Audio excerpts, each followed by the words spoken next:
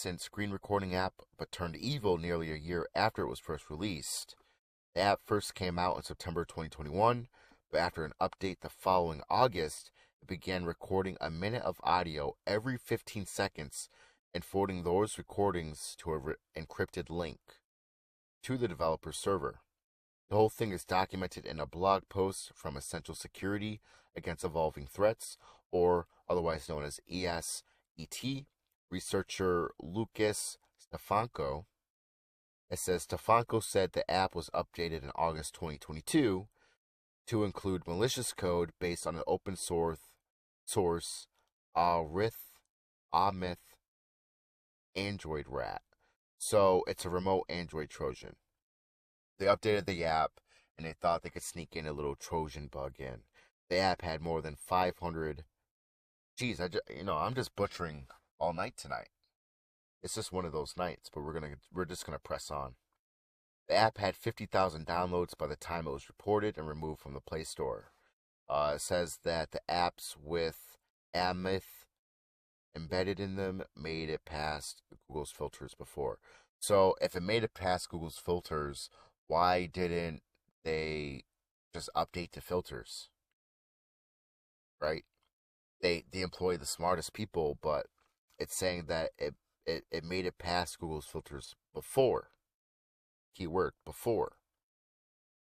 Scam apps aren't new to either Apple or Google.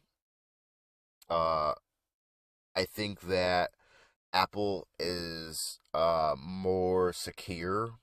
It doesn't allow as many open source applications, and they're just harder to mess up, honestly, unless you're trying to jailbreak an iPhone. I think Samsung's, Androids, Google phones, they're just naturally more vulnerable because of the open source software. So, it's like a double-edged sword.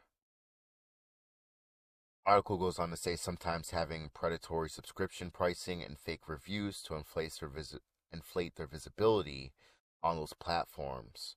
It also states that blog posts highlights a particularly sticky problem, that apps turning to the dark side after you've had them for a while, using the permissions you've granted them at the outset to gather sensitive information from your device and shuffle it off to the developer for nefarious activities. This particular app is gone, but was to keep another sleeper agent from activating on your phone.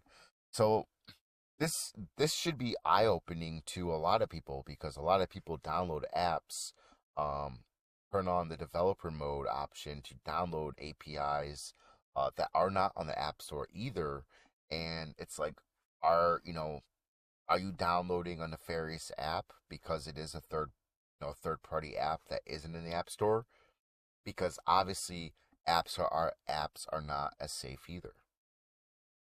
App Store apps are obviously just as vulnerable to the same type of nefarious activities as if you were downloading from just another website. So I think that let me know what you think, but I think that there's obviously other apps out there. Now that this app has been removed, they're probably going to be filtering and really aligning what this app was doing or its purpose with other apps that have just as many downloads, maybe by the same developer, and figuring out, hey, do we need to vet these more? I really hope they vet every app in the App Store now, but who's to say, that they have the manpower to do that?